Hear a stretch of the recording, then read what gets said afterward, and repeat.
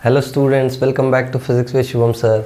आज हम लोग एक नया लेक्चर लेके आ गए हैं लॉज ऑफ मोशन चैप्टर में 05। अब तक हम लोग ने 04 तक लेक्चर्स अपलोड कर दिए हैं चैनल पे, तो ये चारों वीडियोस का लिंक्स तुमको डिस्क्रिप्शन में मिल जाएगा।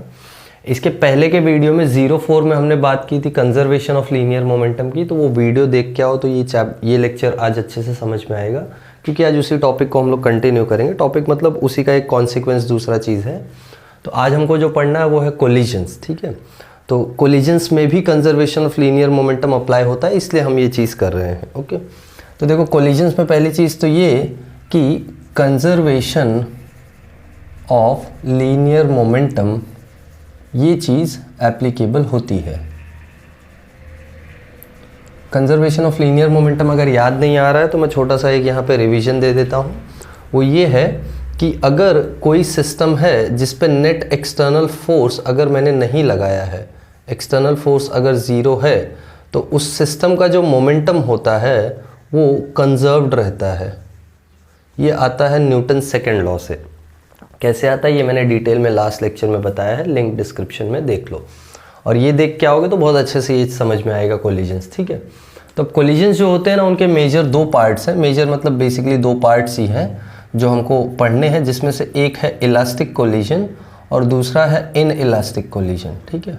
तो आज हम लोग ट्राई करेंगे दोनों कवर करने का। अगर वीडियो ज़्यादा लेंदी होता है तो इन इलास्टिक नेक्स्ट वाले में करेंगे, बट लेट्स सी इन दोनों कोलिजन्स में क्या डिफरेंस है। फर्स्ट ऑफ ऑल याद रखना, कोलिजन में conservation of linear momentum followed होगा, ठीक है। तो इन दोनों में ही, चाहे इलास्टिक हो चाहे इन इलास्टिक हो, कैसा भी कोलिजन हो, दोनों में कंजर्वेशन ऑफ लीनियर मोमेंटम रहेगा। Next cheese is elastic collision. ऐसा कौन सा कोलिजन है? तो ऐसा कोलिजन है जिसमें kinetic energy is conserved. Very important, मतलब इसमें मोमेंटम के साथ साथ काइनेटिक एनर्जी भी कंजर्व्ड रहेगी, और इसमें काइनेटिक एनर्जी इज लॉस्ट, थोड़ी काइनेटिक एनर्जी लूज होती है। एग्जाम्पल के लिए, जैसे ये जो इन इलास्टिक कोलिजन है ये हम डेली देखते हैं। जैसे एक मैं क्रिकेट बॉल लूँ और उसको छोड़ो कुछ हाइट से, तो मैंने उसको कुछ एनर्जी दी और वो कुछ पोटेंशियल एनर्जी कन्वर्ट हो जाती है काइनेटिक में, जाके ग्राउंड को हिट करता है वो। और ग्राउंड को हिट करने के बाद कभी भी तुमने देखा होगा, जब बॉल ये हाइट से तुम छोड़ो तो दोबारा ये हाइट पे नहीं आएगा। क्यों? क्योंकि जो एनर्जी गई उसमें से कुछ लूज़ हो गई। कहाँ लूज़ हो गई होगी? तुम देखते हो जब बॉल ज़मीन पे गिरती है तो थोड़ी आवाज़ आती है ना, तो साउंड में कन्वर्ट हो गया। थोड़ी हीट प्रोड्यूस होगी, हीट में कन्वर्ट हो गया। थोड़ा एयर रेजिस्टेंस के फॉर्म में चला गया, एयर रेजिस्टेंस उसको अपोज कर रहा है ना उसके मोशन को, तो यहाँ सब एनर्जी लूज हो रही है। तो ये इन इलास्टिक कोलिजन है। वेयर एज इलास्टिक कोलिजन कहाँ होता है? इलास्टिक कोलिजन मॉलिक्यूल्स के बीच में होता है। जब दो मॉलिक्यूल्स इंटरैक्ट करते हैं, जैसे गैस के मॉलिक्यूल, सपोज ये रूम में एयर है, सपोज क्या है ही ना, मैं सांस तो ले रहा हूँ, तो ये रूम में एयर है अगर, तो ये रूम में एयर के मॉलिक्यूल्स कंटिन्यूसली रैंडम मोशन में है, तो of course they must be colliding with each other, एक दूसरे को हिट तो कर ही रहे होंगे, और जब वो हिट करते हैं तो वो कोलिजन होता है इलास्टिक कोलिजन, ठीक है। तो हम पहले इलास्टिक कोलिजन का बात करेंगे, फिर इन इलास्टिक कोलिजन पे जाएंगे। इन इलास्टिक कोलिजन के बारे में ज़्यादा कुछ नहीं है अपने सिलेबस में, हमको मेजरली इलास्टिक कोलिजन ही पढ़ना है, जिसमें अपने को फाइनल वेलोसिटी वगैरह कैलकुलेट करनी है। तो चलो स्टार्ट करते हैं इलास्टिक कोलिजन और कवर करते हैं। थोड़ा इसमें डेरिवेशंस लेंदी है, एक डेरिवेशन है जो इलास्टिक कोलिजन में लेंदी है, तो थोड़ा पेशेंस से देखना और समझो अच्छे से एक एक स्टेप बाय स्टेप, ठीक है। Let's see, we are going to talk about elastic collision.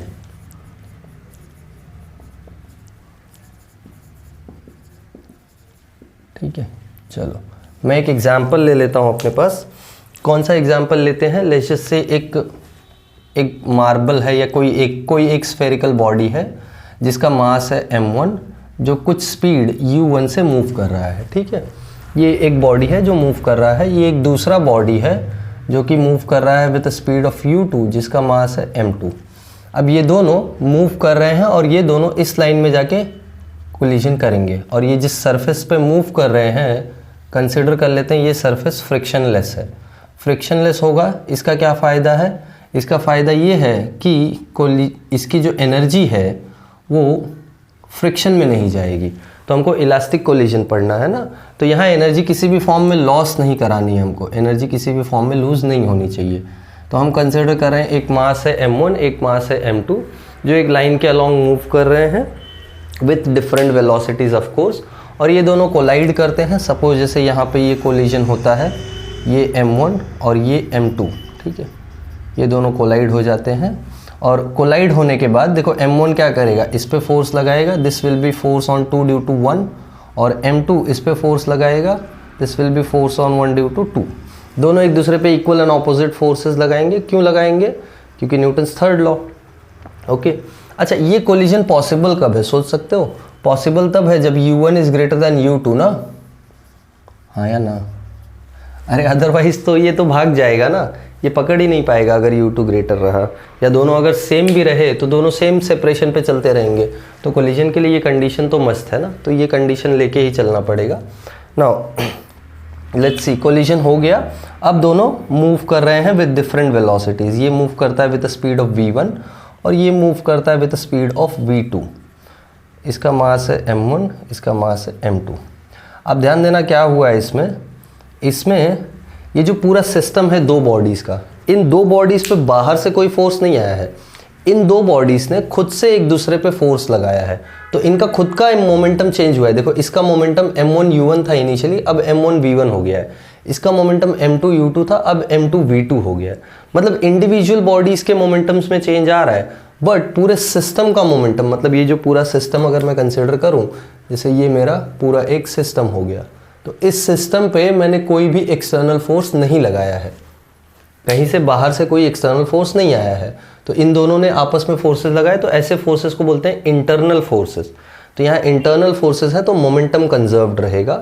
So according to, देखो पहला स्टेटमेंट लिखने जा रहे हैं, according to conservation of linear momentum.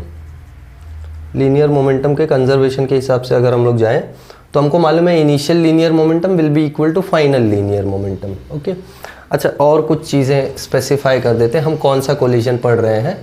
हम लोग 1D हेड ऑन कोलिजन पढ़ रहे हैं। ये इलास्टिक है और 1 डायमेंशनल है और हेड ऑन है। हेड ऑन का मतलब क्या होता है? एक दूसरे बॉडीज़ को सामने सामने हिट करती हैं, ऐसे लैटरली या साइडवेज ऐसा कुछ कोलिजन नहीं चल रहा है। इट्स जस्ट बूम, ऐसे सामने सामने एक दूसरे को हिट कर रही है, ठीक है? तो वैसा कोलिजन है। हेड ऑन मतलब समझ लो जैसे तुमने वो, जैसे कभी बैल वैल लड़ते हैं तो देखो they basically bang their heads against each other ना, दैट्स व्हाई हम लोग बोलते हैं सामने सामने हिट हुए। तो पूरा इम्पैक्ट मतलब एक दूसरे को ट्रांसफर कर रहे हैं, ऐसा है। तो ये हेड ऑन कोलिजन इसको हम लोग बोलते हैं। तो ये 1D हेड ऑन कोलिजन है, 1 डायमेंशनल। हमको 2 डायमेंशनल कोलिजन भी पढ़ना है, तो पहले 1 डायमेंशन ही पढ़ लेते हैं, वही बड़ी बात है। देखते हैं conservation of linear momentum apply करेंगे तो हमको मालूम है initial linear momentum is equal to final linear momentum. Okay, initial linear momentum का वैल्यू कितना है? इनिशियल लीनियर मोमेंटम का वैल्यू है m1 u1 plus m2 u2, है ना? पूरे सिस्टम का लीनियर मोमेंटम इनिशियली क्या हो जाएगा? देखो ये मार्कर लीक कर रहा है। पूरे सिस्टम का इनिशियल लीनियर मोमेंटम कितना हो जाएगा बोलो? इसका मोमेंटम प्लस इसका मोमेंटम, राइट? तो लीनियर मोमेंटम टोटल कितना है? m1 u2 plus m2 u2। Final linear momentum कितना हो गया है? m1 v1 plus m2 v2। Okay, तो ये कंजर्वेशन ऑफ लीनियर मोमेंटम से हमको एक स्टेटमेंट मिलता है। Let this be the statement. इसको हम लोग थोड़ा और सिंप्लीफाई कर लेते हैं। क्या सिंप्लीफाई करते हैं? देखो 1 वाले को एक तरफ रखो, 2 वाले को एक तरफ रखो, इससे हमको कुछ मिलेगा। जैसे देखो क्या मिलेगा, मैं अगर 1 वाले को एक तरफ रख के m1 कॉमन ले लूँ, सो m1 कॉमन लिया तो मुझे मिलेगा u1 minus v1, isn't it? ये v1 यहाँ आ जाएगा और ये m2 यहाँ जाएगा, तो मुझे यहाँ मिलेगा m2 equals to m2 into v2 minus u2, हाँ या ना? समझ में आया ये चीज़ सबको? Let this be equation number 1, ठीक है? यहाँ तक समझ में आया क्या हुआ है? All right, next, according to और since the collision is elastic, हमको मालूम है इलास्टिक कोलिजन में कंजर्वेशन ऑफ एनर्जी लगेगा। तो हम लोग लिख सकते हैं since the collision is elastic, तो हम लोग क्या लिखेंगे? Therefore initial kinetic energy must be same as final kinetic energy, है ना? इनिशियल काइनेटिक एनर्जी का वैल्यू बोलो। इनिशियल काइनेटिक एनर्जी हो जाएगी half m1 u1 square plus half m2 u2 square, है ना? और फाइनल काइनेटिक एनर्जी क्या हो जाएगी, half m1 v1 square plus half m2 v2 square. Alright, फिर वापस हाफ सब जगह से देखो कैंसिल हो रहा है, कैंसिल कर दो, m1 एक तरफ रखो, m2 एक तरफ रखो, तो m1 कॉमन लोगे तो क्या मिलेगा, u1 स्क्वायर और ये v1 स्क्वायर, यानी u1 square minus v1 square, correct, equals to m2 यहाँ रखो कॉमन लो, तो v2 square minus u2 square. ये समझ में आया सबको स्टेप, यस और नो? ओके, हमको मालूम है इसको हम लोग कैसे लिख सकते हैं। देखो हम लोग इसको लिख सकते हैं ए स्क्वायर माइनस बी स्क्वायर है ना, इसको हम लिख सकते हैं ए plus b a minus B, है ना? इतना तो अलजेब्रा पढ़ा होगा, आई होप पढ़ा ही होगा।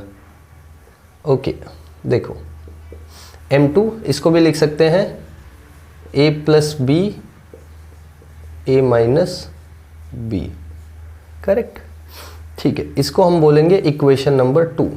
खाली बढ़ते जा रहे हैं टर्म्स, कुछ हो नहीं रहा है। देखो हमको करना क्या है, हमको फाइंड करना है फाइनल वेलोसिटीज़ दोनों का। क्यों? क्योंकि इनिशियल वेलोसिटीज़ तो हमको पता होगा ना कि इनिशियली ये स्पीड से चल रहे हैं, ये मास है, तो बताओ कोलिजन के बाद फाइनल स्पीड क्या लेके चलेंगे, ठीक है। तो हमको वही फाइनल स्पीड कैलकुलेट करनी है। चलो सीटी भी आ गई है, तो अब हम लोग कैलकुलेशन स्टार्ट करते हैं। देखो क्या करना पड़ेगा कैलकुलेशन के लिए, हमको v1 और v2 निकालना है ना। तो स्टेप समझो क्या है, हम लोग इक्वेशन 2 को इक्वेशन 1 से डिवाइड करेंगे, तो ये वाला टर्म देखो कैंसिल होगा, ये वाला टर्म कैंसिल होगा, सिमिलरली ये दोनों कैंसिल हो जाएंगे। सो डिवाइडिंग 2 बाई 1, समझ में आया? 2 को 1 से डिवाइड कर देते हैं, तो देखो क्या हो जाएगा, हमको मिल जाएगा m1, या डिवीजन पूरा लिखूं या डायरेक्टली मैं सिंप्लीफाइड फॉर्म में लिख दूं। सिंप्लीफाइड फॉर्म मतलब देखो ना, डिवाइड करोगे तो ये वाला टर्म कैंसिल होगा, m1 कैंसिल हो जाएगा, v2 minus u2 cancel, m2 cancel, तो बचेगा क्या, बचेगा u1 plus v1 equals to v2 plus u2, correct है ना? यही बचेगा ना, u1 plus v1 equals to v2 plus u2। ये आ गया अपना इक्वेशन नंबर 3, और ये बहुत इंपॉर्टेंट है इक्वेशन नंबर 3।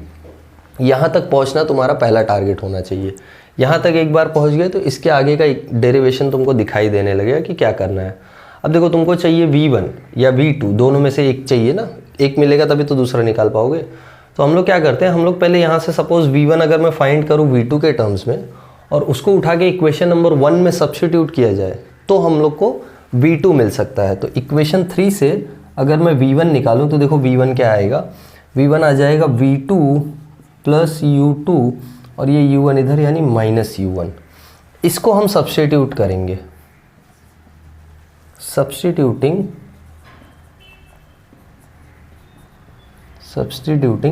4 in 1।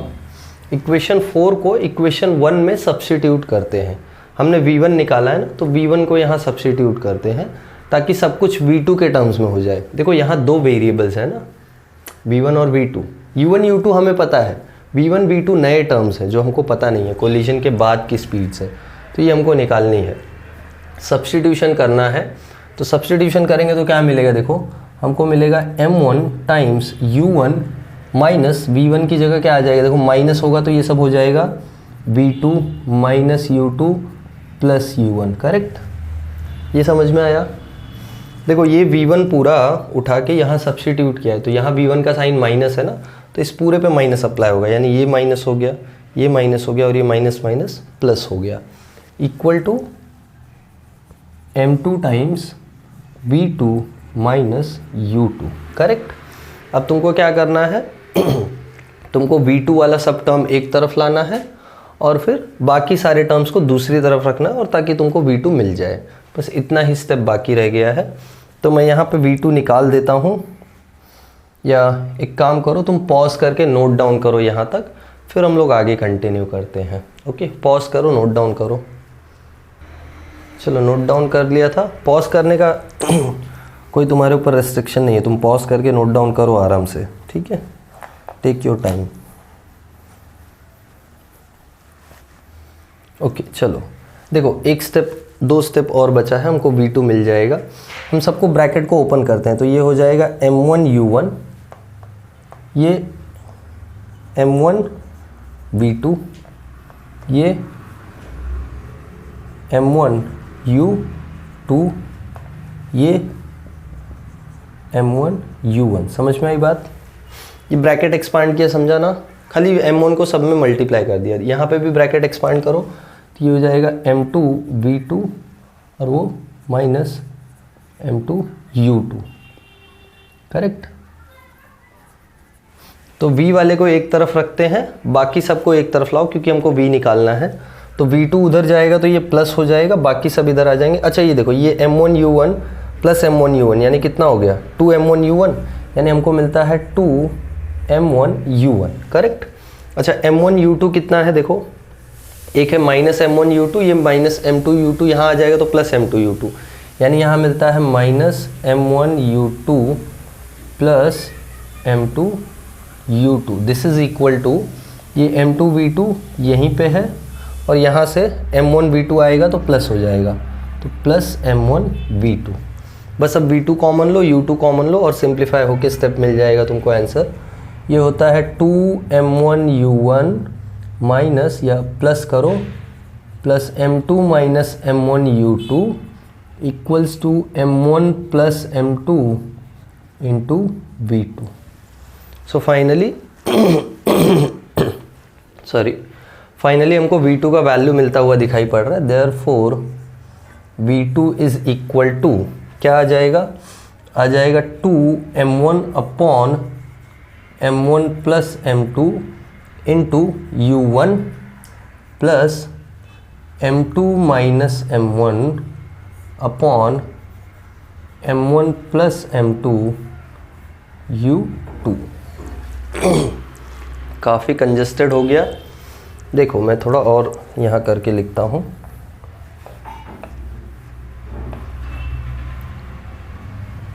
कंजस्टेड मतलब एक साथ इसलिए रख रहा हूँ ताकि तुम जब लिखो तो तुमको कन्फ्यूजन ना रहे कहाँ से क्या हुआ है। सो ये हो जाएगा 2M1 upon M1 plus M2 into U1 plus M2 minus M1 upon M1 plus M2 into U2। सो ये आया V2 का एक्सप्रेशन, ठीक है। चलो ये नोट डाउन तो कर ही लिया था तुमने पॉज करके, यस। अच्छा ये विजिबल है या नहीं? ओके विजिबल तो है सब कुछ, ठीक है। तो ये भी पॉज करके नोट डाउन कर लो। अब हमको चाहिए V1, तो V1 के लिए क्या करेंगे? V1 के लिए वापस सेम स्टेप फॉलो करना है। तुमको यहाँ से V2 निकालना है, यहाँ से V2 निकालो और उसको उठा के यहाँ सब्स्टिट्यूट कर दो तो तुमको मिल जाएगा। या एक ट्रिक बता दूँ, अगर तुमको V2 की जगह V1 निकालना है तो सब 1 की जगह 2 कर दो बस, और 2 की जगह 1 यानी यहाँ हो जाएगा 2M2 U2, यहाँ M1 माइनस M2, यहाँ तो M1 प्लस M2 ही रहेगा, यहाँ भी M1 प्लस M2 ही रहेगा बस, और यहाँ U1, बस इतना ही चेंजेस आएगा। देख लेते हैं वो भी होता है कि नहीं, ठीक है। तो इसमें से इक्वेशन नंबर 3 हमको चाहिए। आई होप सबने नोट डाउन कर लिया था। इक्वेशन नंबर 3 हमको चाहिए। 3 में से हम निकालेंगे V1 का वैल्यू, सॉरी V2 का वैल्यू। पहले हमने V1 निकाल के सब्स्टिट्यूट किया ना, अब V2 का वैल्यू निकाल के सब्स्टिट्यूट करते हैं।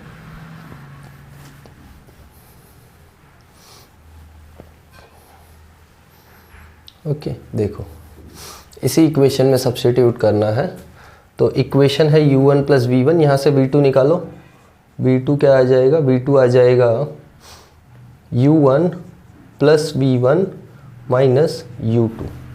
ये U2 यहाँ गया, ये उठा के सब्स्टिट्यूट करना है, ठीक है। सो कहाँ सब्स्टिट्यूट करना है? V2 की जगह सब्स्टिट्यूट करना है। तो देखो क्या मिलेगा। सो सब्स्टिट्यूटिंग V2 फ्रॉम इक्वेशन 3, ठीक है। इक्वेशन 3 से हमने जो V2 निकाला उसको यहाँ सब्स्टिट्यूट करते हैं। ये एक्सपांड कर लो पहले ही, M1U1 माइनस M1V1। क्यों एक्सपांड कर लिया? क्योंकि यहाँ तो कोई सब्स्टिट्यूशन होने वाला नहीं, यहाँ होगा। सो ये M2V2 की जगह क्या सब्स्टिट्यूट होगा? U1 plus V1 minus U2, correct, minus U2। यही है ना सब्स्टिट्यूशन, समझ में आया?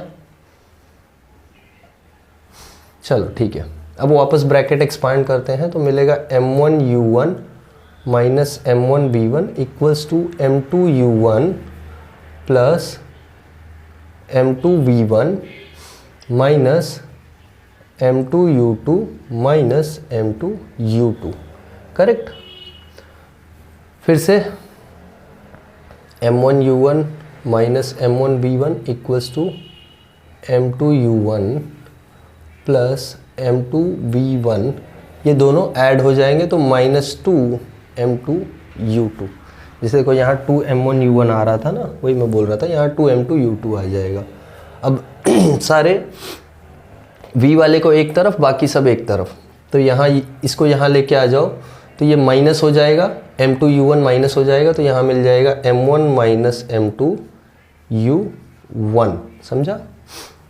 M1 माइनस M2U1, यही मैं तुमको बोल रहा था ना, 1 की जगह 2, 2 की जगह 1, तो वही स्विच हो रहा है। M1 माइनस M2U1 और क्या, ये यहाँ आ जाएगा तो प्लस 2 M2U2 इक्वल्स टू, यहाँ M2V1 है, ये यहाँ जाएगा तो यहाँ हो जाएगा M1 plus M2 into V1, और फाइनली तुमको V1 मिलता है इक्वल्स टू, देखो क्या मिल रहा है, M1 minus M2 upon M1 plus M2 multiplied by U1 plus 2M2 upon M1 plus M2 multiplied by U2।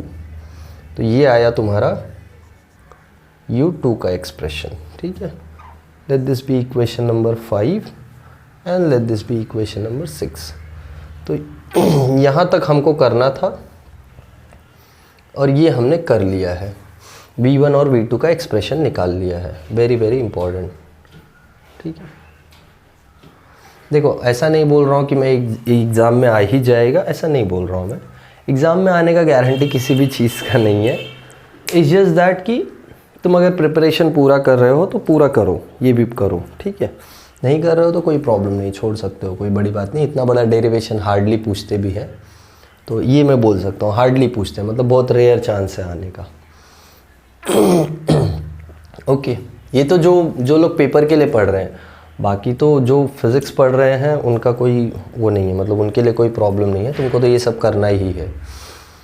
Okay, next, जैसे ये जो अपने को वेलोसिटीज़ मिल गई हैं V1 और V2, इसमें हम कुछ केसेस रख सकते हैं, इसमें कुछ केसेस डिस्कस कर सकते हैं। ये V1 के लिए भी एक्सप्रेशन नोट डाउन कर लो पॉज करके, फिर हम कुछ केसेस देखते हैं, ठीक है।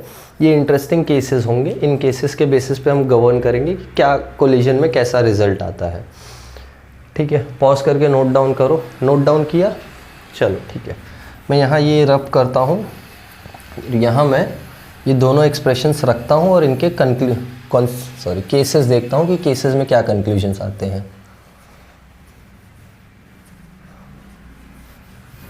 तो अगर तुमको कोई बोलता है कि इलास्टिक हेड ऑन कोलिजन में दो बॉडीज़ कोलाइड होंगी तो उनका फाइनल वेलोसिटीज़ क्या होगा, तो ऐसे तुमको डिराइव करके बताना है। समझ में आई बात? मैं यहाँ फाइनल वेलोसिटीज़ का वैल्यूज़ लिख देता हूँ। V1 क्या मिला, फाइनल वेलोसिटीज़ V1 हमको मिला है M1 minus M2 upon M1 plus M2 times U1 plus 2M2 upon M1 plus M2 times U2, ये आया V1। और V2 क्या मिला है, V2 मिला है 2M1 upon M1 plus M2 into U1 plus M2 minus M1 upon M1 plus M2 into U2, correct. ये हमको दोनों एक्सप्रेशंस मिले हैं, इनके केसेस देखते हैं क्या होंगे।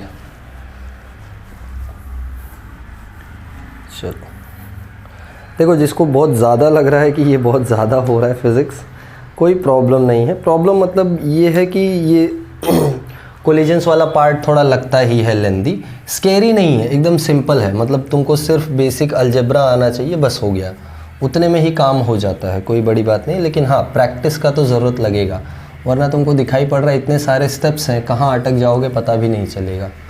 तो वो ध्यान में रख के करना।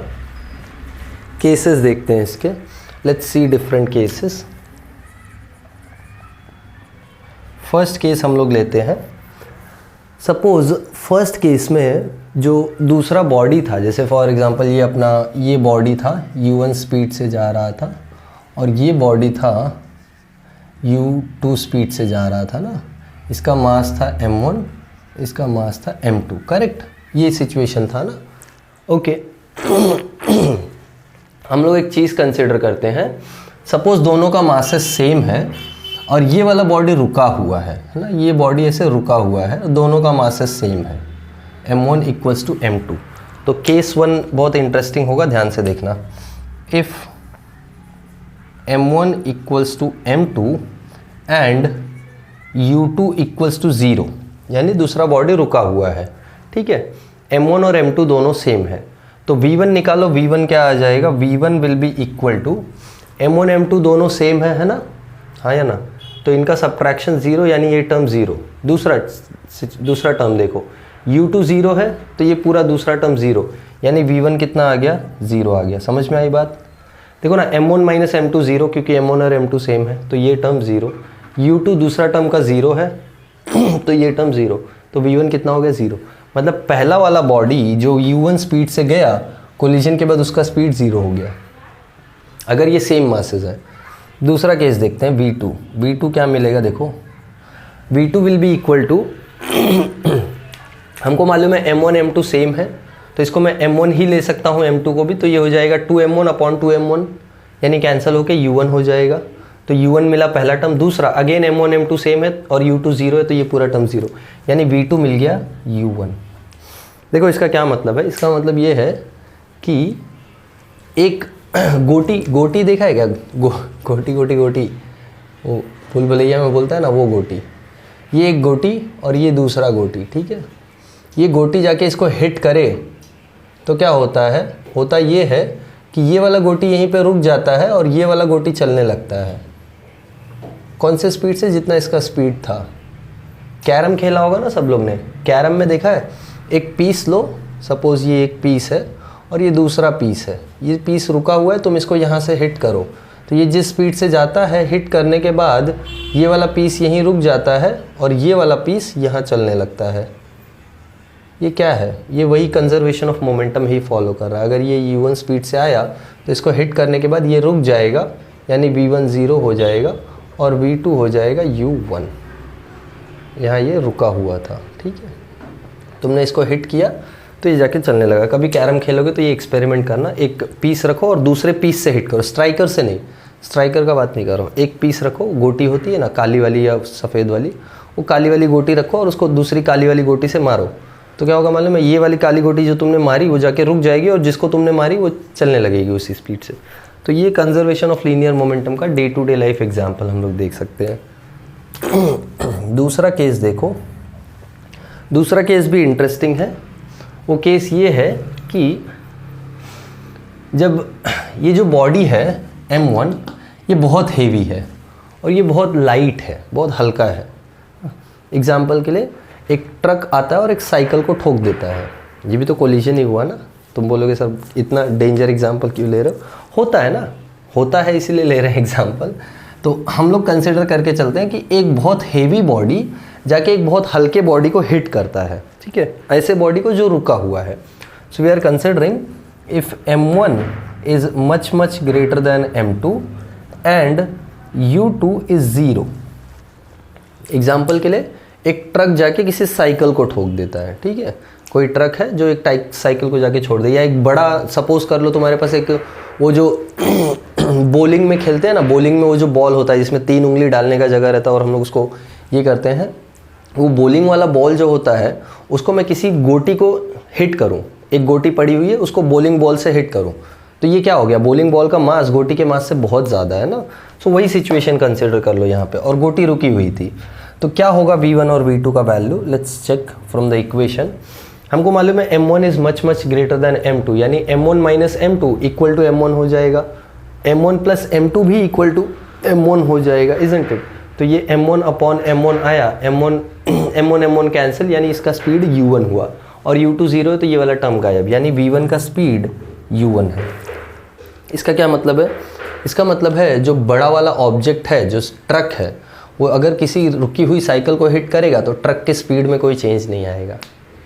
ये तो होगा भी ना। इमेजिन करो एक ट्रेन है, उसके सामने साइकिल रख दिया और वो ट्रेन आएगा, तो ऐसा थोड़ी कि साइकिल से हिट होकर उसका स्पीड कम हो जाएगा, नहीं, ऐसा कुछ भी नहीं होगा। ट्रेन अपने स्पीड से चल रहा है, देखो वही हुआ, कोलिजन के बाद भी ट्रेन का स्पीड वही है जो पहले था, बिल्कुल भी स्पीड कम नहीं हुआ है। वेयर एज अगर मैं V2 निकालूँ तो V2 क्या होगा, देखो V2 दूसरे बॉडी का फाइनल वेलोसिटी है, ध्यान रखना, ये वाले बॉडी का। तो V2 अगर मैं निकालूँ तो M1 और यहाँ M1 और M2, M1 प्लस M2 कितना हो जाएगा, M1 ही हो जाएगा, क्योंकि M1 is much much greater than M2, तो M1 प्लस M2 में M1 ही आएगा, तो M1 कैंसिल, 2U1 मिला और U2 0 है, तो ये मिला 2U1। अब ये वही चीज़ है जो तुम सोच रहे थे अब तक, तुम ये सोच रहे थे ना, अगर ट्रेन आके साइकिल को हिट करेगा तो साइकिल तो भाग जाएगी, उड़ जाएगी, तो ये वही चीज़ है। देखो जो साइकिल का स्पीड होगा वो double the speed of train हो जाएगा, तो मतलब उससे डबल स्पीड से वो आगे भागेगा। ओके, नेक्स्ट थर्ड वाला केस देखो। थर्ड वाला केस ये है कि इसका उल्टा, when M2 is much much greater then M1 and again U2 is 0, ये केस है हमारे पास, ठीक है। इसको अपने को डिस्कस करना है। इसका मतलब क्या है? इसका मतलब जिस बॉडी को जाके ठोक रहे हैं वो बॉडी बहुत बड़ी है, जिस बॉडी को हिट कर रहे हैं, और जो बॉडी जाके हिट करे वो बहुत छोटी है। तो ये वही एग्जांपल हो गया, कैनन बॉल रखो और उसको एक छोटी गोटी जाके मारो, कैनन बॉल वहाँ पड़ा हुआ है, छोटी गोटी से उसको हिट करो तो क्या होता है वो अपने को देखना है। तो M2 इस बार बहुत ज़्यादा है। और एक सिंपल सा एग्जांपल, क्रिकेट बॉल ले लो और दीवार पे मारो। हम लोग खेलते हैं ना क्रिकेट बॉल से, क्रिकेट बॉल को दीवार पे मारते हैं तो वो क्या करता है, अपने पास वापस आ जाता है ना। अरे ऐसे लेके मैं दीवार पे मारूँ ऐसे क्रिकेट बॉल, तो वो मेरे पास वापस आ जाएगा ना, ये तो खेला तो होगा ना सब लोग ने। तो ये वही चीज़ का बात कर रहा हूँ, और हमको देखना है कि वो चीज़ होता है कि नहीं, अपने पास वापस आता है कि नहीं। सब्स्टिट्यूट करो, V1 का वैल्यू कितना आएगा, हमको मालूम है कि M2 is much much greater then M1, यानी M1 माइनस M2 कितना होगा, माइनस M2 होगा, क्योंकि M1 तो ऑलमोस्ट 0 है, और यहाँ पे M1 प्लस M2 भी M2 हो जाएगा, तो M2 कैंसिल, बचा क्या, माइनस U1 और U2 0 है। V2 निकालो, V2 क्या आएगा, M1 और M1 plus M2 nearly equal to क्या है, M2। तो देखो ये क्या है, ये बेसिकली एक बहुत छोटा नंबर डिवाइडेड बाय बहुत बड़ा नंबर है ना। तो ये टर्म ऑलमोस्ट 0, समझा क्या बोला? देखो M2 is much much greater then M1, right.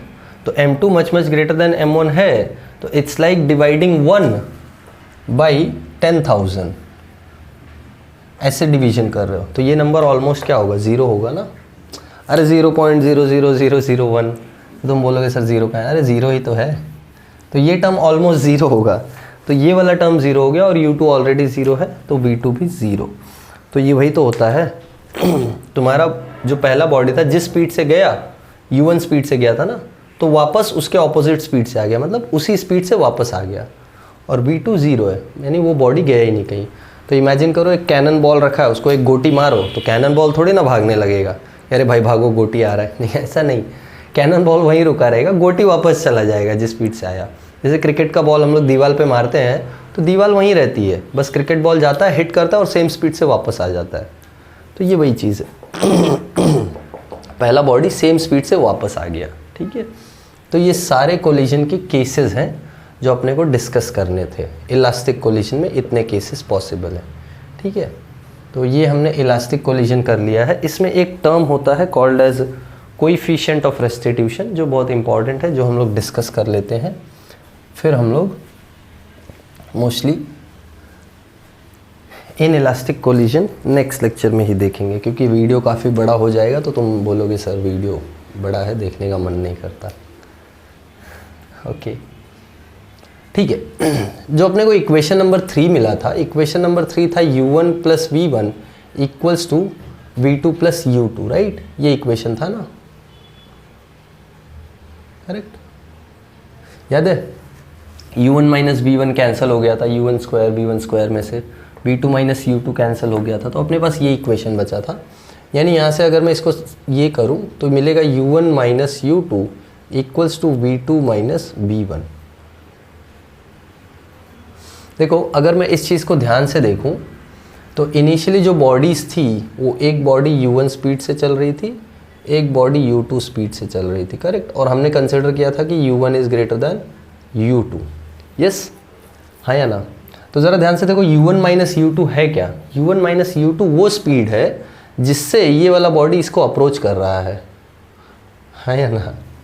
तुम्हारा दोस्त 10 मीटर पर सेकेंड की स्पीड से भाग रहा है, तुम 15 मीटर पर सेकेंड की स्पीड से भाग रहे हो, रिलेटिव वेलोसिटी याद है। तो तुम कितने स्पीड से अपने दोस्त के पास पहुंच रहे हो? तुम 5 के स्पीड से पहुंच रहे हो। 5 क्या है? तुम्हारा स्पीड माइनस तुम्हारे दोस्त का स्पीड। समझा क्या बोला? कार और पुलिस और चोर वाला एग्जाम्पल देखो।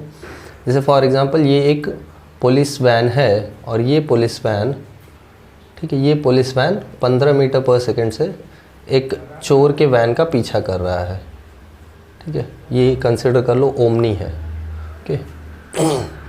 और ये ओमनी भाग रही है 10 मीटर पर सेकेंड की स्पीड से। तो अब ये जो वैन है पुलिस वैन, ये कितने स्पीड से अप्रोच करेगा? 5 मीटर पर सेकेंड की स्पीड से अप्रोच करेगा ना। तो अप्रोच का जो वेलोसिटी है वो रिलेटिव वेलोसिटी है। तो वैसे ही हम लोग बोलते हैं कि ये 5 मीटर पर सेकेंड की स्पीड से अप्रोच कर रहा है, तो ये भी u1 माइनस u2 की स्पीड से अप्रोच कर रहा है। और कोलाइड होने के बाद इनका वेलोसिटी सेपरेशन होने लगता है। एक बार कोलिशन हो जाता है तो दोनों सेपरेट हो रहे हैं ना। तो ज़रा ध्यान से देखो ये v2 माइनस v1 क्या है? सेपरेशन का वेलोसिटी है। अब दोनों सेपरेट हो रहे हैं, तो ये जो पहला टर्म है, therefore this is called as relative velocity of approach, ठीक है, which is equal to relative velocity of separation. तो ये इक्वेशन हमको ये बता रहा है कि velocity of approach is equal to velocity of separation, और इसी के रेशो को बोलते हैं coefficient of restitution. So therefore coefficient of restitution, coefficient of restitution E is equal to velocity of separation upon velocity of approach। ये बात याद रखना। सो कोएफिशिएंट ऑफ रेस्टिट्यूशन का फॉर्मूला आता है v2 minus v1 upon u1 minus u2। याद रखा जाए ये फॉर्मूला, ठीक है। v2 minus v1 upon u1 minus u2। Numerical solve करने के लिए, थियरी क्वेश्चन सॉल्व करने के लिए ये फॉर्मूला बहुत इंपॉर्टेंट है। अच्छा, ये फॉर्मूला देख के बताओ कि क्या ये टर्म का यूनिट होगा? नहीं होगा, क्योंकि ये भी वेलोसिटी, ये भी वेलोसिटी, मीटर पर सेकेंड कैंसिल हो गया। दूसरा चीज़, यहाँ पे कोएफिशिएंट ऑफ रेस्टिट्यूशन कितना है? हमको मालूम है ये दोनों इलास्टिक कोलिजन में सेम है ना, तो कोएफिशिएंट ऑफ रेस्टिट्यूशन कितना है? 1 है इलास्टिक कोलिजन का। तो ये भी इंपॉर्टेंट इन्फॉर्मेशन याद रखना कि for elastic collision coefficient of restitution is 1, ठीक है। ये नोट डाउन किया था ना सबने? थोड़ा पीछे जाओ और नोट डाउन करो। I hope cases note down कर लिए तुमने। तो ये कोएफिशिएंट ऑफ रेस्टिट्यूशन का हम लोग बात कर लेते हैं। बात मतलब वही खाली कुछ टर्म्स, कितना कितना वैल्यू होता है। So therefore coefficient of restitution is the ratio of velocity, ये डेफिनेशन है, velocity of separation to velocity of approach. ये याद रखना, कोएफिशिएंट ऑफ रेस्टिट्यूशन का डेफिनेशन, ठीक है। E is equal to v2 minus v1 upon u1 minus u2। So for elastic collision E is equal to 1, ये बात याद रखना, ठीक है। फॉर इन इलास्टिक कोलिजन अभी हमने इन इलास्टिक कोलिजन स्टार्ट नहीं किया है, बट इन इलास्टिक कोलिजन अगर होगा सो E will be less than 1, ये बात याद रखना। E लेस दैन 1 हो जाएगा। क्यों लेस दैन 1 होगा? क्योंकि जिस स्पीड से जाएगा उतने स्पीड से सेपरेट नहीं होगा, क्योंकि कुछ एनर्जी तो लूज हो जाएगी ना।